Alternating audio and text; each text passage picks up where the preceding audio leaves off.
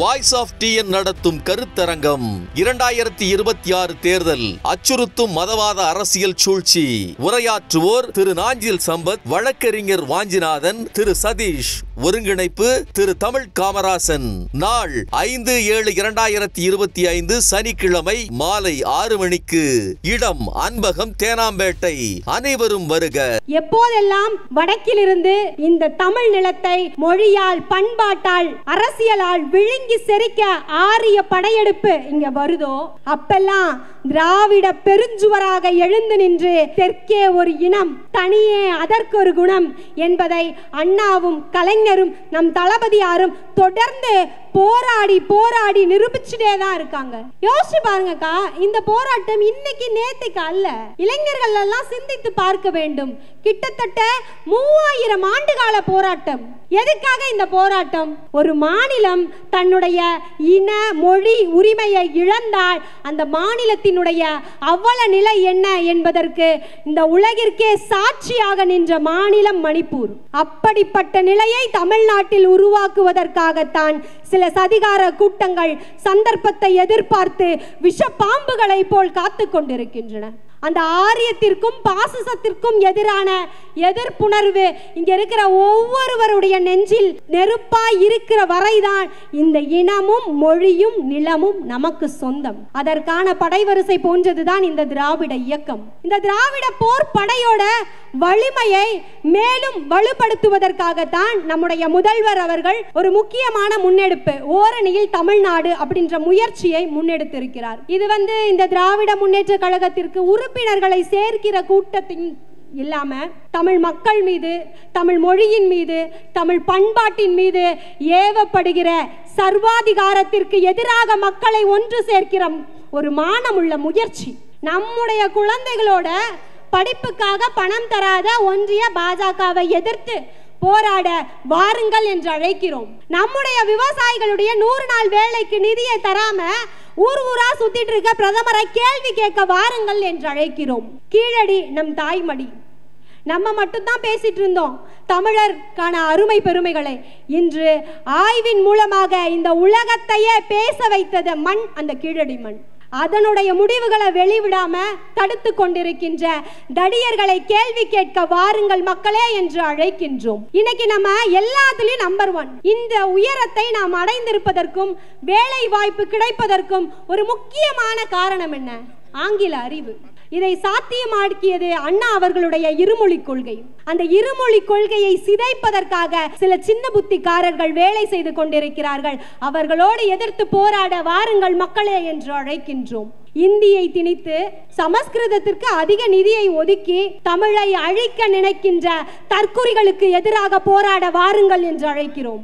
மக்கள் தொகையின் அடிப்படையில் எம்பிக்களுடைய எண்ணிக்கையை குறைத்து நம்முடைய ஜனநாயக குரல் வலையை நெருக்க நினைக்கிற குள்ளநெறிக்காரர்களை விரட்ட போராட வாருங்கள் என்று அழைக்கிறோம். இங்க இருக்கிற மக்கள்லாம் யோசிக்கலாம், ஓரணியில் தமிழ்நாடுன்னு நம்ம எல்லாரையும் கூப்பிட்டு ஏன் அதிமுகவையும் தாவேகாவையும் எதிர்க்காம இந்த ஒன்றிய பாசிச பாஜகவை மட்டும் இந்த அளவுக்கு ஆக்ரோஷமாக நாங்க எதிர்க்கிறோம் அப்படின்னு கேட்கலாம். தமிழ்நாட்டினுடைய எதிர்க்கட்சிகள் தமிழ்நாட்டு மக்களுக்காக போராடுவதை விட்டுவிட்டு, தமிழ்நாட்டிற்காக போராடுவதை விட்டுவிட்டு, ஏன் அவர்கள் எல்லாம் தமிழர்கள் என்பதையே மறந்துவிட்டு காவி கொடியை தூக்கிட்டாங்க.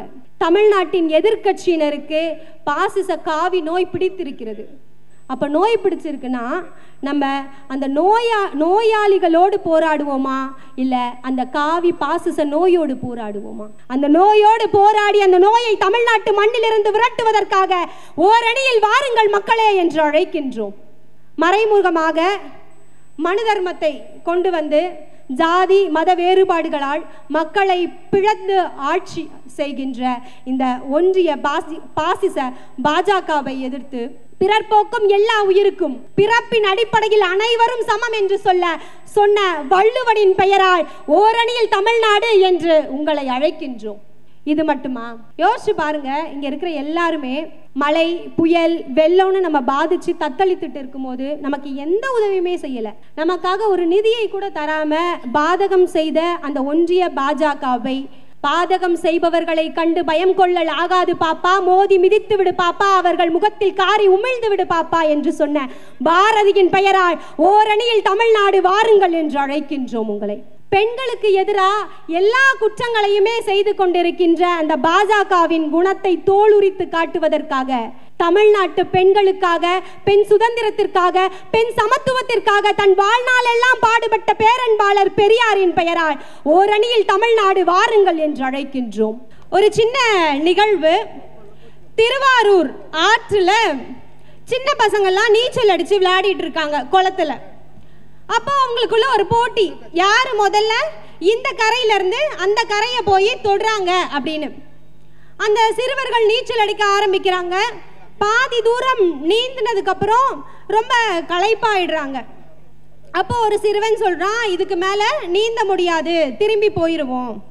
அப்ப இன்னொரு சிறுவன் சொல்றாங்க, நம்ம திரும்பி போற அதே தூரம் தான் நம்ம இலக்கை நோக்கி பயணிக்கிற தூரம் அப்படின்னு நேர்மறை எண்ணத்தோட விடாமுயற்சியோடு நீந்திய அந்த சிறுவன் தான் அரசியல் எனும் நெருப்பாற்றில் நீந்தி 5 முறை முதல்வராகி மக்களுக்கு இன்றும் என்றும் பலன் தருகிற திட்டங்களை தீட்டி, முத்தான திட்டங்களை இந்தியாவிலேயே முதல் முறையாக நமக்காக செயல்படுத்திய, தனி மனிதனாக தேர்தலில் தோல்வியே காணாத, தான் இறந்த பிறகும் தனக்கான இடத்தை போராடி பெற்ற அந்த காலத்தை வென்ற கலைஞர் தான் அந்த சிறுவன் தோழமைகளே. அவருடைய பிறந்த நாள் விழா நூற்றாண்டு கண்ட திராவிட தத்துவத்தின் வழியில் நடைபோட்டு 4 ஆண்டுகளை நிறைவு செய்து, யோசிச்சு பாருங்க, அறிவியல் துணை கொண்டு கொரோனாவை வென்றதுல தொடங்கி, அரசியலமைப்பு சட்டத்தின் துணை கொண்டு ஆளுநரின் கொட்டத்தை அடக்கி இன்று வரை நல்லாட்சி செய்து கொண்டிருக்கின்ற நம் திராவிட அரசின் 4 ஆண்டு சாதனை விளக்க பொதுக்கூட்டம். யோசிச்சு பாருங்கக்கா, இங்க இருக்கிற இளைஞர்கள்லாம் கேட்குறேன், ஒரு பகுதியில் ஒரு காலத்தில் இந்த பகுதி முழுக்க குடிசைகளாக தான் இருந்தது. அப்படி குடிசைகளாக இருந்த இந்த பகுதியில் வெயில் காலங்களில் அந்த குடிசைகள் எல்லாம் பற்றி எரியும். அப்படி எரியும் போது அந்த குடிசைகளை அணைப்பதற்காக தீயணைப்பு நிலையம், அதுக்கு நம்ம ஒரு நம்பருக்கு ஃபோன் பண்ணுவோம். அந்த நம்பர் யாருக்காவது ஞாபகம் இருக்கா? இப்போ ஒரு மருத்துவ அவசரம்னா என்ன நம்பருக்கு கால் பண்ணுறோம்? கலைஞர் ஐயா உருவாக்கிய 108. காவல்துறைக்கு ஃபோன் பண்ணோம்னா என்ன நம்பருக்கு ஃபோன் பண்ணுவோம்? 100க்கு ஃபோன் பண்ணுவோம். அந்த மாதிரி அந்த தீயணைப்பை அணைப்பதற்காக தீயணைப்பு நிலையத்துக்கு 101 அப்படின்ற எண்ணுக்கு நம்ம ஃபோன் பண்ணிட்டு இருந்தோம். ஆனால் குடிசை மாற்று வாரியத்தின் மூலமாக இங்கிருந்த குடிசைகளை எல்லாம் கள்ளு வீடாக, அடுக்குமாடி வீடுகளாக மாற்றி தந்து நம் வாழ்க்கையிலிருந்தே 101 என்கின்ற எண்ணை அளித்த 1000ல் ஒருவர் நம் முத்தமிழறிஞர் கலைஞர் அவர்கள். அந்த தன்னிகர் இல்லாத தலைவரின் பெயரால் இன்றளவும் கலைஞர் கனவு இல்ல திட்டம் என்கின்ற திட்டம் வீடற்ற மக்களுக்கு வீடு வழங்கி கொண்டிருக்கின்ற நம் தன்னிகர் இல்லாத தலைவர் தான் நம்முடைய முதல்வர் மு.க. ஸ்டாலின் அவர்கள். வீடு இல்லாதவங்களுக்கு வீடு கொடுக்குறாங்க. இன்னொரு பக்கம் சொந்த வீடு இருக்கு, ஆனா முறையான பட்டா இல்லை. இது என் வீடு தான் அப்படின்றத உறுதி பண்ணுவதற்காக எந்த ஒரு ஆவணமே இல்லாம மனதளவில் குமுறி கொண்டிருக்கின்ற லட்சக்கணக்கான நடுத்தர ஏழை மக்களுக்கு இது உங்கள் சொத்து என்பதை உறுதி செய்வதற்காக பட்டாவை வழங்கிய பாசமிகு முதல்வர் தான் நம்முடைய முதல்வர் மு.க. ஸ்டாலின் அவர். இப்போ வீடு கொடுத்துட்டாங்க, நம்ம வாழ்றதுக்கு ஒரு இடம் உறுதி பண்ணிட்டாங்க. யாரெல்லாம் இதில் 96 படம் பார்த்துருக்கீங்க? அதில் லைஃப் ஆஃப் ராம்னு ஒரு பாட்டு வரும், எல்லாருக்கும் தெரியும் இல்லையா? அந்த பாட்டை இன்னொரு வாட்டி நீங்கள் வீட்டில் போய் பாருங்கள். அந்த பாட்டில் விஜய் சேதுபதி அவர்கள் கை ரிச்சா இழுக்கிற ஒரு நண்பரோட கையில் தோல் போட்டு அந்த ரிச்சாவை அவர் இழுத்துட்டு போவார். இன்றளவும் கொல்கத்தா மாதிரியான பெருநகரங்களில் கை ரிச்சாக்கள் இருந்து கொண்டு தான் இருக்கிறது. ஆனால் திரைப்படத்தில் வசனம் எழுதுறாரு, மனிதனே மனிதனை இழுக்கும் கைரிச்சாவை ஒழிப்பேன்னு. அவர் ஆட்சிக்கு வந்ததுக்கு அப்புறம் அந்த கைரிச்சாவை ஒழித்து சைக்கிள் ரிச்சா கொடுக்கிறாரு. இன்றைக்கு அது ஆட்டோ ரிச்சாவாக மாறி பெண்களை பாதுகாக்கிற பிங்க் ரிச்சா வரைக்கும் நம்முடைய முதல்வர் அதை செயல்படுத்தி இருக்கிறார். இப்ப யாருனாலும் பேருந்துல ஏறி போயிட முடியும்ல. இப்ப இங்க இருக்கிற இளைஞர்கள் கேட்கிறேன், ஒரு பேருந்துல நீங்க ஏறுறீங்கப்பா, அப்போ அந்த பேருந்தினுடைய ஓட்டுநரோ இல்லைனா அங்கே இருக்கிற கண்டக்டரோ நீ ஏறக்கூடாதுப்பா அப்படின்னு சொன்னால் நீங்கள் என்ன சொல்வீங்க? அடுத்த நிமிஷம் இது என்ன உங்கள் அப்பா வீட்டு சொத்தா, நான் ஏறுவேன்னு சொல்லுவீங்கல்ல. ஆனால் ஒரு காலத்தில் பேருந்துகளில் ஒரு குறிப்பிட்ட சமூகத்தினர் மட்டும்தான் ஏறுற மாதிரி இருந்தது. சென்னை பெருநகர மாநகராட்சி பணிகள் நிலைக்குழு தலைவர், சென்னை மேற்கு மாவட்டத்தின் செயலாளர், திராவிட பேரரசின் ஆக சிறந்த செயல் வீரர் திரு அண்ணன் நே சிற்றரசு அவர்களை வருக வருக வருக என மேடைக்கு அழைக்கின்றோம். அவருடன் கலைஞரின் உயிரினும் மேலான அன்பு உடன்பிறப்புகளாக வந்திருக்கின்ற அனைவரையும் மேடைக்கு வருமாறு வருக வருக வருக என அழைக்கின்றோம். அப்போ முன்னாடிலாம் பேருந்துகளில் வந்து எல்லாரும் ஏறிட முடியாது, உயர் ஜாதியினர் மட்டும்தான் பேருந்தில் ஏற முடியும். அப்படி இருந்த காலகட்டம் தாண்டி தொலைதூர பேருந்துகளை எல்லாம் நாட்டுடைமையாக்குறாரு நம்முடைய அறிவாசான் அண்ணா அவர்கள். நம் கலைஞர் அவர்கள் அனைத்து பேருந்துகளையும் நாட்டுடைமையாக்குறாரு. யாருனாலும் அந்த பேருந்தில் ஏறலாம், எல்லா சமூகத்தினரும் அந்த பேருந்தில் ஏறணும் அப்படின்ற உறுதி பண்ணவர் நம்முடைய கலைஞர் அவர்கள். நம்ம தமிழ்நாட்டில் இருக்கிற சின்ன சின்ன கிராமங்களினுடைய கடைக்கோடி வீட்டோட படிக்கட்டுகள் வரை சாலை போடுறாரு. எதுக்காக சாலை போட்டு மினி பஸ் விடுறாரு. மினி பஸ் விட்டு நவீன பேருந்து நிலையத்தை கட்டுறாரு. ஒரு கிராமத்தினுடைய கடைசி வீட்டில் இருக்க ஒரு பொண்ணோ ஒரு பிள்ளையோ படிக்கணும்னு நினச்சிட்டா அதற்கு எதுவுமே தடையாக இருக்கக்கூடாது அப்படின்றதுக்காக போக்குவரத்தில் ஒரு மிகப்பெரிய சாம்ராஜ்யத்தையே நம்முடைய கலைஞர் அவர்கள் நிகழ்த்தினார்.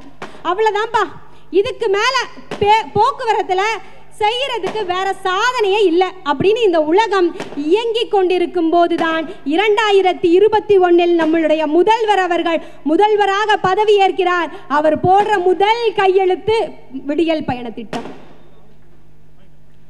இன்னைக்கு பெண்கள் வந்து வேற ஒரு ஏதாவது ஒரு ஸ்கீம்ல அப்ளை பண்ணோம்னா அதுக்கு ஃபார்ம் எல்லாம் வாங்கி அப்ளை பண்ணணும். ஆமா தானேக்கா? ஆனால் பேருந்தில் ஏறணும்னா நம்ம பெண்ணாக மட்டும் இருந்தால் போதும், அதுக்கு எந்த ஃபார்மையுமே அப்ளை பண்ண வேண்டாம். பேருந்தில் ஏறினோன்னா அந்த கண்டக்டர் ஒரு டிக்கெட்டை கிழிச்சு எங்கள் கையில் கொடுத்துருவார். அந்த அளவுக்கு விடியல் பயணம் அப்படின்றது பெண்களுடைய வாழ்க்கையில் நிறைய முன்னேற்றங்களை மாற்றங்களை ஏற்படுத்தியிருக்கு. எத்தனையோ பேர் பூக்கடை வச்சுருக்காங்க, பழக்கடை வச்சுருக்காங்க, தினக்கூலி வேலைக்கு போகிறாங்க.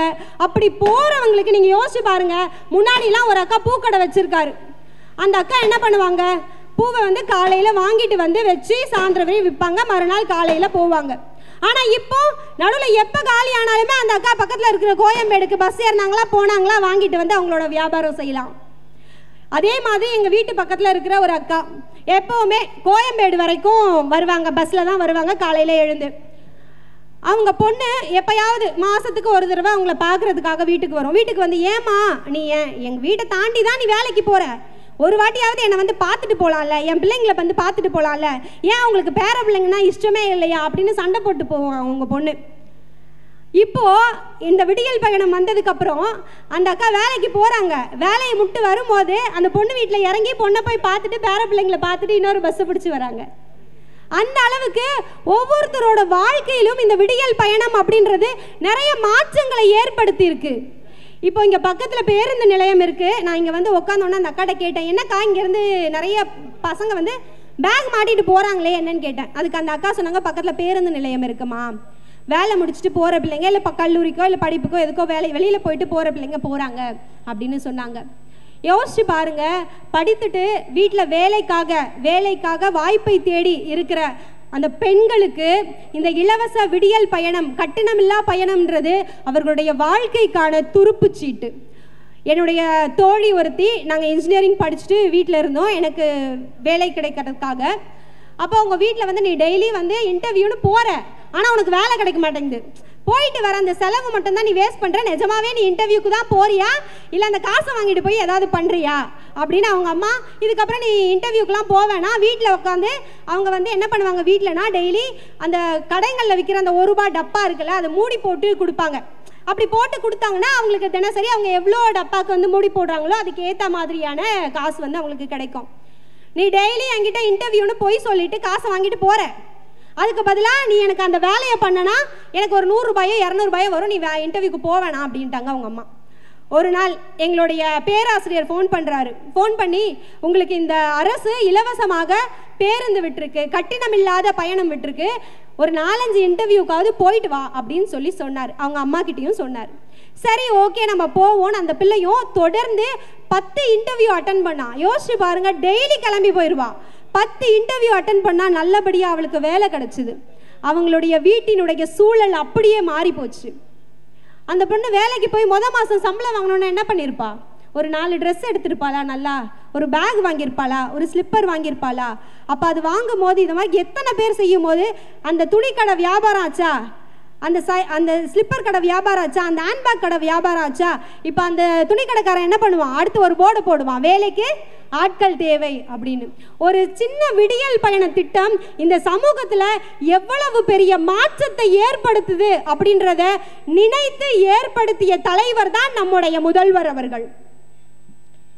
பள்ளி மாணவர்களுக்கு இந்த மதிய உணவு வழங்குற திட்டம் இருக்கு இல்லையா, அந்த திட்டத்துக்கு கிட்டத்தட்ட 100 ஆண்டு கால வரலாறு இருக்கு. 100 வயசுக்கு மேலன்னு வச்சுக்கோங்க. முதலா இந்த 1000 விளக்கு பகுதியில் இருந்த ஒரே ஒரு பள்ளியில் சர்பிட்டி தியாகராயர், நம்முடைய முன்னோடியான சர்பிட்டி தியாகராயர் அவர்களால் மதிய உணவு திட்டம் தொடங்கப்படுது 1920. அதற்கு பின்பு வந்த எம்ஜிஆர் அவர்கள், காமராஜர் அவர்கள், நம் முத்தமிழறிஞர் கலைஞர் அவர்கள் அந்த மதிய உணவு திட்டத்தை வளர்த்தெடுக்கிறாங்க.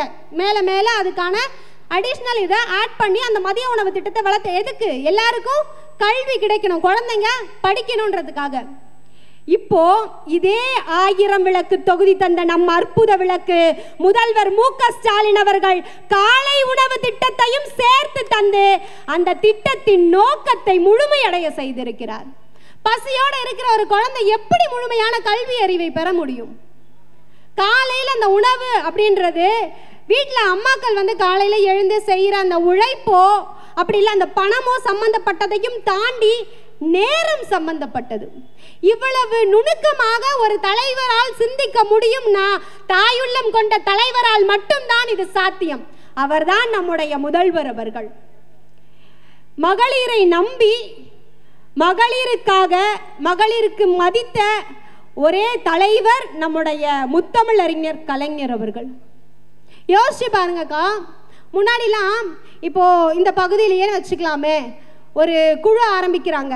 அது வந்து இந்த பகுதியோட முன்னேற்றத்திற்கான குழுவாக வேணாலும் இருக்கலாம், இல்லை ஏதோ ஒரு கோவிலோட நிகழ்ச்சி நடத்த போகிறாங்க, அதுக்காக ஒரு குழு தொடங்குறாங்க. அந்த குழுக்களில் கூட மகளிருக்கு அனுமதி இருக்காது. ஆனால் மகளிரை நம்பி மகளிர் சுய உதவி குழுக்களை தொடங்கியவர் நம்முடைய முத்தமிழறிஞர் கலைஞர் அவர்கள். இன்னைக்கு தமிழ்நாட்டில் 4,84,000 மகளிர் சுய உதவி குழுக்கள் இருக்கு கிட்டத்தட்ட. அதனுடைய அர்த்தம் என்ன? 4,84,000 பெண் தலைவர்கள் இருக்காங்க, 4,84,000 பெண் செயலாளர்கள் இருக்காங்க, 4,84,000 பெண் பொருளாளர்கள் இருக்காங்க. தமிழ்நாட்டினுடைய மூளை முடுக்கெல்லாம் பெண் தலைவர்கள், செயலாளர்கள், பொருளாளர்கள் இருக்கிறாங்கன்னா அதற்கு காரணம் இந்த திராவிட இயக்கம். தோராயமா இந்த பகுதியில் ஒரு 10,000 சுய உதவி குழுக்கள் உறுப்பினர்கள் இருப்பாங்களா? அந்த பெண்கள் எல்லாமே அவங்க வீட்டில் ஏதோ ஒரு செலவு திடீர்னு வந்துருச்சு, இல்லை அவங்களோட அன்றாட செலவு, இல்லை இங்கே இருக்கிற இளைஞர்களுக்கான படிப்பு செலவு, இல்லை உங்களுக்கான ஏதோ ஒரு அவசர செலவு அப்படின்னா அவங்க நம்பிக்கையாக அந்த செலவுக்கான பணத்தை ஏற்பாடு செய்வாங்க. அந்த அளவிற்கு அவர்களுக்கு நம்பிக்கையை தந்த இயக்கம் இந்த இயக்கம். இப்போ பெண்கள் சுதந்திரம்னு சொல்கிறோம்ல, பெண் சுதந்திரம்னா என்ன? நான் நினச்ச நேரத்தில் நினச்ச இடத்துல நினச்ச விஷயத்தை செய்கிறதையும் தாண்டி நான் ஒரு விஷயத்தை செய்யக்கூடாதுன்னு முடிவு பண்ணால் அதை செய்ய மாட்டேன்னு தைரியமாக சொல்கிறது. எங்களை தைரியமாக சொல்ல வைத்த இயக்கம் இந்த திராவிட இயக்கம், நம்முடைய முதல்வர் முத்துவேல் கருணாநிதி ஸ்டாலின் அவர்கள். இந்த அளவிற்கு பெண்களின் முன்னேற்றத்திற்காக சிந்தித்து செயல்பட்ட இயக்கம் இந்தியாவிலேயே திராவிட இயக்கம் ஒன்று மட்டும்தான் தோழமைகளே. இப்படி குடும்பத்துக்காக சமுதாயத்துக்காக உழைக்கிற பெண்களுக்கு அரசாலான ஒரு அங்கீகாரம். அவர் என்ன சொல்றாரு? உங்களுக்கான உதவின்னு சொல்ல, உங்களுக்கான உரிமை தொகைன்னு சொல்லிட்டு மகளிர் உரிமை தொகை மாதம் மாதம் 1000 ரூபாயை தருகிறார். இப்போ இங்க இருக்கிற ஆண்கள், உங்களோட வீட்டில் இருக்கிற ஒரு உங்க மனைவியோ இல்லை பெண் குழந்தையோ உங்களோட அக்காவோ தங்கச்சியோ அம்மாவோ யாரோ ஒருத்தர் வந்து உங்ககிட்ட அண்ணா 100 ரூபாய் கொடுங்க, அப்பா 100 ரூபாய் கொடுங்க அப்படின்னு கேட்டா ஏன்னு காரணம் கேட்காம கொடுத்துருவீங்களா? எதுக்குமா 100 ரூபாய்? வீட்டுக்கு அரிசி வாங்கணும்ப்பா, இல்லை வீட்டுக்கு காய்கறி வாங்கணும், அப்பா நான் படிக்கிறதுக்கு நோட்டு வாங்கணும், இல்லை எனக்கு மேக்கப் பொருள் வாங்கணும், இல்லை அண்ணா ஒரு பேனா வாங்கணும், அண்ணா ஒரு வாட்ச் வாங்கணும், ட்ரெஸ் வாங்கணும் அப்படின்னு அந்த காரணத்தை சொன்னால்தான் இந்த ஆண் சமூகம் பெண்கள் கிட்ட காசு கொடுப்பாங்க. ஆனால் எங்களிடம் எந்த காரணத்தையும் கேட்காமல் மாதம் மாதம் 1000 ரூபாயை எங்களுடைய அக்கௌண்ட்டுக்கு போடுற தாயுள்ளம் கொண்ட தந்தை தான் எங்களுடைய முதல்வர் மு.க. ஸ்டாலின் அவர்கள். இந்த 1000 ரூபாய் அப்படின்றது வெறும் பணம் சம்பந்தப்பட்டது அல்ல. எத்தனையோ ஏழை எளிய அக்காக்களுக்கு, தங்கைகளுக்கு, அம்மாக்களுக்கு அந்த 1000 ரூபாய் பல வகைகளில் அவர்களுடைய வாழ்க்கையை உயர்த்தி கொண்டிருக்கிறது அப்படின்றத நம்ம கண்ணு முன்னாடி பார்த்துட்டு இருக்கோம் அப்படின்றது தான் நிதர்சனமான உண்மை. கல்வி தான் அடிப்படை. நம்மளுடைய வாழ்க்கையை உயர்த்துவதற்கு அடிப்படை கல்வி. நம்முடைய திராவிட இயக்கத்தின் தாயான நீதி கட்சி ஆரம்பிக்கப்பட்டதே கல்வி எல்லாருக்கும் கிடைக்கணும் அப்படின்ற கொள்கையை அடிப்படையாக கொண்டுதான். நம்ம கலைஞரையா ஒரு ப்ரோக்ராம் எழுதுறாரு. இங்கே இருக்கிற இளைஞர்களுக்கெல்லாம் தெரியும்னு நினைக்கிறேன். கம்ப்யூட்டரில் ப்ரோக்ராம்னா நம்ம எப்படி இன்புட் கொடுக்குறோமோ அதுக்கேற்ற மாதிரி அவுட்புட் வரும், அதை தான் ப்ரோக்ராம்னு சொல்லுவாங்க. நம்ம கலைஞரையா ஒரு சிறந்த ப்ரோக்ராம் எழுதுறாரு. என்னன்னு கேட்குறீங்களா? அவர் எங்கெல்லாம் பள்ளிக்கூடம் இல்லையோ அங்கெல்லாம் போய் பள்ளிக்கூடத்தை திறக்கல. அதற்கு மாறாக 1 கிலோமீட்டருக்கு ஒரு துவக்கப்பள்ளி, 3 கிலோமீட்டருக்கு ஒரு நடுநிலை பள்ளி, 5 கிலோமீட்டருக்கு ஒரு மேல்நிலை பள்ளி, 7 கிலோமீட்டருக்கு ஒரு உயர்நிலை பள்ளின்னு சிறந்த ப்ரோக்ராம் எழுதுறாரு. அதனுடைய அவுட்புட் தான் இன்னைக்கு தமிழ்நாடு முழுவதும் 38,000 தரமான அரசு பள்ளிகள் இயங்கிக் கொண்டிருக்கிறது. நம்முடைய முதல்வர் அவர்கள் வாரத்துக்கு ஒரு ப்ரோக்ராம் எழுதுறாரு. அரசு பள்ளி கல்லூரிகளில் இலவச சீருடை, புத்தகம், பஸ் பாஸ், புதுமை பெண் திட்டம், தமிழ் புதல்வன் திட்டம், நான் முதல்வன் திட்டம் அப்படின்னு வாரத்துக்கு சொல்ல போனால் நாளுக்கு ஒரு ப்ரோக்ராம் எழுதிக்கிட்டே இருக்காரு. இந்த தமிழ் புதல்வன் திட்டம்லாம் அதனுடைய பலன்களை நம்மளால யோசிச்சு கூட பார்க்க முடியாது. இங்க இருக்கிற ஒவ்வொருத்தரும் யோசிச்சு பாருங்களேன். ஒரு பெரிய மாளிகை, அந்த மாளிகையில 1000 ஜன்னல் இருக்கு. அந்த 1000 ஜன்னல் இருக்கிற ஒரு மாளிகையில உங்களோட குழந்தைகள் போய் எந்த ஜன்னலை திறப்பாங்கன்னு நம்மளால யோசிச்சே பார்க்க முடியாது. அந்த அளவிற்கு திறன் மேம்பாட்டிற்காக பயிற்சி தருகிற ஒரு திட்டம் தான் இந்த நான் முதல்வன் திட்டம். இந்த நான் முதல்வன் திட்டத்தினுடைய பலன் எப்படி இருக்கும் சும்மா நம்ம யோசிச்சு பார்ப்போம். முன்னாடி நம்ம கலைஞரை டிவி கொடுத்தாரா? அது என்ன சொன்னோம்? கலைஞர் டிவி கொடுத்தாரு. இன்னைக்கு நம்ம வீட்டில் எல்லார் வீட்லயும் LED டிவி இருக்கா? முன்னாடி நம்ம கலைஞரை கேஸ் ஸ்டவ் கொடுத்தாரா? இன்னைக்கு நம்ம எல்லார் வீட்லயும் 4 அடுப்பு இருக்கிற கேஸ் ஸ்டவ் இருக்கா? அந்த மாதிரி இப்பொழுது நம்முடைய முதல்வர் உருவாக்கிற இந்த நான் முதல்வன் திட்டத்தின் விளைவாக நாளைக்கு ஒவ்வொருத்தரோட வீட்லையும் doctor, engineer, teacher, IAS, IPS, advocate, magistrate, judge அப்படின்னு எல்லாரும் CEO, ஐடில வேலை பார்க்குறவங்க, பேங்க்ல வேலை பார்க்குறவங்க அப்படின்னு இருக்கணும் அப்படின்றதுக்காக உருவாக்கப்பட்ட திட்டம் தான் இந்த நாள் முதல்வன் திட்டம். நான் தமிழ்நாட்டினுடைய முதல்வர், ஆனா நீங்க ஒவ்வொரு துறையிலும் முதல்வராக வேண்டும் என்பதற்காக உருவாக்கப்பட்ட நம் முதல்வரோட கனவு திட்டம் தான் இந்த நான் முதல்வன் திட்டம்.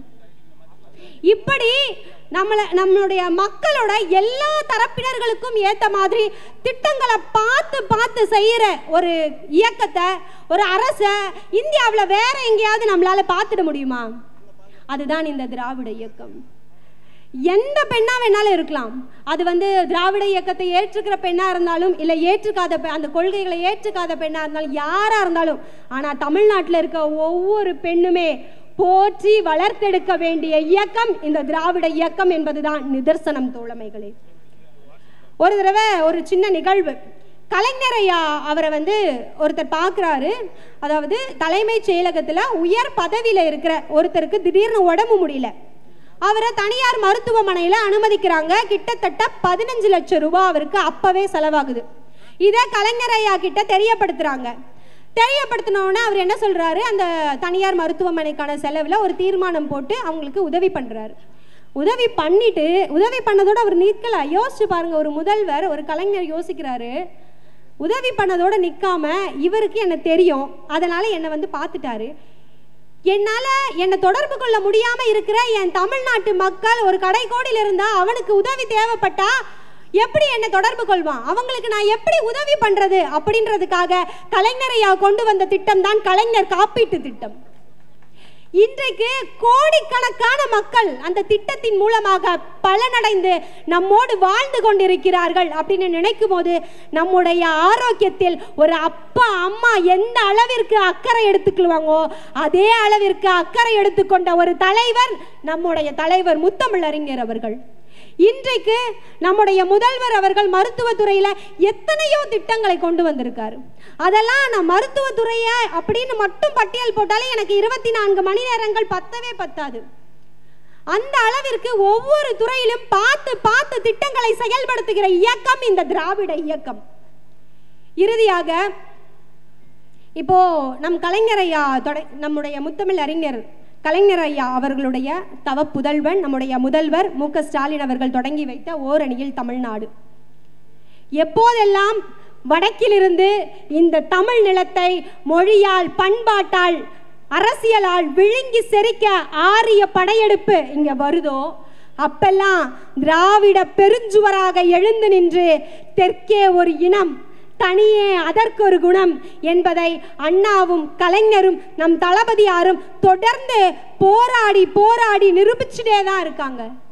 யோசிச்சு பாருங்கக்கா, இந்த போராட்டம் இன்னைக்கு நேத்துக்கு அல்ல. இளைஞர்கள் எல்லாம் சிந்தித்து பார்க்க வேண்டும். கிட்டத்தட்ட 3000 ஆண்டுகால போராட்டம். எதுக்காக இந்த போராட்டம்?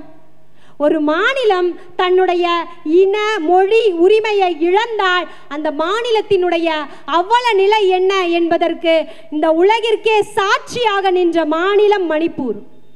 அப்படிப்பட்ட நிலையை தமிழ்நாட்டில் உருவாக்குவதற்காகத்தான் சில சதிகார கூட்டங்கள் சந்தர்ப்பத்தை எதிர்பார்த்து விஷ பாம்புகளை போல் காத்து கொண்டிருக்கின்றன. அந்த ஆரியத்திற்கும் பாசிசத்திற்கும் எதிரான எதிர்ப்புணர்வு இங்க இருக்கிற ஒவ்வொருவருடைய நெஞ்சில் நெருப்பாய் இருக்கிற வரைதான் இந்த இனமும் மொழியும் நிலமும் நமக்கு சொந்தம். அதற்கான படைவரிசை போன்றதுதான் இந்த திராவிட இயக்கம். இந்த திராவிட போர் படையோட வலிமையை மேலும் வலுப்படுத்துவதற்காகத்தான் நம்முடைய முதல்வர் அவர்கள் ஒரு முக்கியமான முன்னெடுப்பு ஓரணியில் தமிழ்நாடு அப்படின்ற முயற்சியை முன்னெடுத்திருக்கிறார். இது இந்த திராவிட முன்னேற்ற கழகத்திற்கு உறுப்பினர்களை சேர்க்கிற கூட்டத்தின் இல்லாம தமிழ் மக்கள் மீது, தமிழ் மொழியின் மீது, தமிழ் பண்பாட்டின் மீது ஏவப்படுகிற சர்வாதிகாரத்திற்கு எதிராக மக்களை ஒன்று சேர்க்கிற ஒரு மானமுள்ள முயற்சி. நம்முடைய குழந்தைகளோட படிப்புக்காக பணம் தராத ஒன்றிய பாஜகவை எதிர்த்து போராட வாருங்கள் என்று அழைக்கிறோம். நம்முடைய விவசாயிகளுடைய 100 நாள் வேலைக்கு நிதியை தராம ஊர் ஊரா சுத்திட்டு இருக்க பிரதமரை கேள்வி கேட்க வாருங்கள் என்று அழைக்கிறோம். கீழடி நம் தாய்மடி. நம்ம மட்டும்தான் பேசிட்டு இருந்தோம் தமிழருக்கான அருமை பெருமைகளை. இன்று ஆய்வின் மூலமாக இந்த உலகத்தையே பேச வைத்தது மண், அந்த கீழடி மண். அதனுடைய முடிவுகளை வெளிவிடாம தடுத்து கொண்டிருக்கின்ற தடியர்களை கேள்வி கேட்க வாருங்கள் மக்களே என்று அழைக்கின்றோம். இன்னைக்கு நம்ம எல்லாத்துலயும் நம்பர் 1. இந்த உயரத்தை நாம் அடைந்திருப்பதற்கும் வேலை வாய்ப்பு கிடைப்பதற்கும் ஒரு முக்கியமான காரணம் என்ன? ஆங்கில அறிவு. இதை சாத்தியமாக்கியது அண்ணா அவர்களுடைய இருமொழி கொள்கை. அந்த இருமொழி கொள்கையை சிதைப்பதற்காக சில சின்ன புத்திக்காரர்கள் வேலை செய்து கொண்டிருக்கிறார்கள். அவர்களோடு எதிர்த்து போராட வாருங்கள் மக்களே என்று அழைக்கின்றோம். இந்தியை திணித்து சமஸ்கிருதத்திற்கு அதிக நிதியை ஒதுக்கி தமிழை அழிக்க நினைக்கின்ற தற்குறிகளுக்கு எதிராக போராட வாருங்கள் என்று அழைக்கிறோம். மக்கள் தொகையின் அடிப்படையில் எம்பிக்களுடைய எண்ணிக்கையை குறைத்து நம்முடைய ஜனநாயக குரல் வலையை நெருக்க நினைக்கிற குள்ளநெறிக்காரர்களை விரட்ட போராட வாருங்கள் என்று அழைக்கிறோம். இங்க இருக்கிற மக்கள்லாம் யோசிக்கலாம், ஓரணியில் தமிழ்நாடுன்னு நம்ம எல்லாரையும் கூப்பிட்டு ஏன் அதிமுகவையும் தாவேகாவையும் எதிர்க்காம இந்த ஒன்றிய பாசிச பாஜகவை மட்டும் இந்த அளவுக்கு ஆக்ரோஷமாக நாங்கள் எதிர்க்கிறோம் அப்படின்னு கேட்கலாம். தமிழ்நாட்டினுடைய எதிர்க்கட்சிகள் தமிழ்நாட்டு மக்களுக்காக போராடுவதை விட்டுவிட்டு, தமிழ்நாட்டிற்காக போராடுவதை விட்டுவிட்டு, ஏன் அவர்கள் எல்லாம் தமிழர்கள் என்பதையே மறந்துவிட்டு காவி கொடியை தூக்கிட்டாங்க. தமிழ்நாட்டின் எதிர்க்கட்சியினருக்கு பாசிச காவி நோய் பிடித்திருக்கிறது. அப்போ நோய் பிடிச்சிருக்குன்னா நம்ம அந்த நோயாளிகளோடு போராடுவோமா, இல்லை அந்த காவி பாசிச நோயோடு போராடுவோமா? அந்த நோயோடு போராடி அந்த நோயை தமிழ்நாட்டு மண்ணிலிருந்து விரட்டுவதற்காக ஓரணியில் வாருங்கள் மக்களே என்று அழைக்கின்றோம். மறைமுகமாக மனு தர்மத்தை கொண்டு வந்து ஜாதி மத வேறுபாடுகளால் மக்களை பிளந்து ஆட்சி செய்கின்ற இந்த ஒன்றிய பாசிச பாஜகவை எதிர்த்து பிறர் போக்கும் எல்லா உயிருக்கும் பிறப்பின் அடிப்படையில் அனைவரும் சமம் என்று சொன்ன வள்ளுவனின் பெயரால் ஓரணியில் தமிழ்நாடு என்று உங்களை அழைக்கின்றோம். இது மட்டுமா? யோசிச்சு பாருங்க, இங்க இருக்கிற எல்லாருமே மழை புயல் வெள்ளம்னு நம்ம பாதிச்சு தத்தளித்துட்டு இருக்கும்போது நமக்கு எந்த உதவியுமே செய்யலை. நமக்காக ஒரு நிதியை கூட தராம பாதகம் செய்த அந்த ஒன்றிய பாஜகவை, பாதகம் செய்பவர்களை கண்டு பயம் கொள்ளல் ஆகாது பாப்பா, மோதி மிதித்து விடு பாப்பா, அவர்கள் முகத்தில் காரி உமிழ்ந்து விடு பாப்பா என்று சொன்ன பாரதியின் பெயரால் ஓரணியில் தமிழ்நாடு வாருங்கள் என்று அழைக்கின்றோம் உங்களை. பெண்களுக்கு எதிராக எல்லா குற்றங்களையுமே செய்து கொண்டிருக்கின்ற அந்த பாஜகவின் குணத்தை தோலுரித்து காட்டுவதற்காக, தமிழ்நாட்டு பெண்களுக்காக, பெண் சுதந்திரத்திற்காக, பெண் சமத்துவத்திற்காக தன் வாழ்நாள் எல்லாம் பாடுபட்ட பேரன்பாளர் பெரியாரின் பெயரால் ஓரணியில் தமிழ்நாடு வாருங்கள் என்று அழைக்கின்றோம். நமக்கு நியாயமா கிடைக்க வேண்டிய நிதியை தராம, நமக்கு நியாயமா கிடைக்க வேண்டிய நிதியை தராம ஏமாத்திக்கிட்டு இருக்கிற இந்த ஒன்றிய பாசிச பாஜகவை பேரறிஞர் அண்ணாவின் பெயரால் அழைக்கின்றோம். வாருங்கள் மக்களே, ஓரணியில் தமிழ்நாடு என்று. இறுதியாக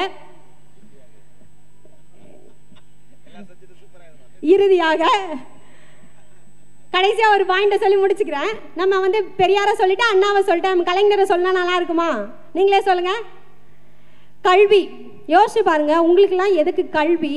நீங்கள் உங்கள் அம்மா அப்பா பண்ணுற குலத்தொழிலை போய் செய், கூலி வேலையை போய் செய், விஸ்வகர்மா திட்டத்தின் மூலமாக கைத்தொழில் செய், பானை செய், செருப்பு செய் அப்படின்னு கல்வி என்கின்ற கட்டை விரலை காணிக்கையாக கேட்கின்ற களவாணிகளின் அடித்து அவர்களது பட்டையை உரிக்க, அவர்களை சுடுகாட்டில் வேக வைக்க கலைஞர் என்கின்ற காலத்தை வென்ற தலைவரின் பெயரால் ஓரணியில் தமிழ்நாடு வாருங்கள் மக்களே என்று அழைக்கின்றோம். நம் தமிழ் மண் மொழி மானம் காக்க நம்முடைய திராவிட நாயகர் முதல்வர் மு.க. ஸ்டாலின் அவர்களது பெயரால் ஓரணியில் தமிழ்நாடு வாருங்கள் மக்களே என்று அழைக்கின்றோம். தமிழ்நாடு போராடும், தமிழ்நாடு வெல்லும், வெல்வோம் 200, படைப்போம் வரலாறு. நன்றி, வணக்கம்.